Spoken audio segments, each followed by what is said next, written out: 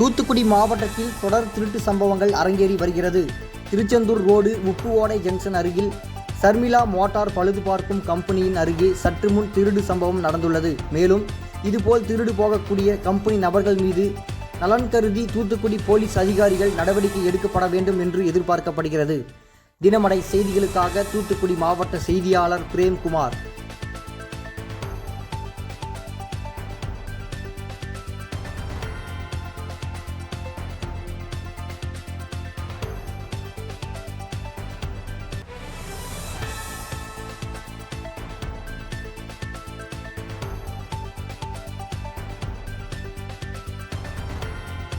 இதேபோல் சுவாரஸ்யமான செய்திகளை தெரிந்து கொள்ள நமது தினமடை யூடியூப் சேனலை சப்ஸ்கிரைப் செய்யுங்கள்.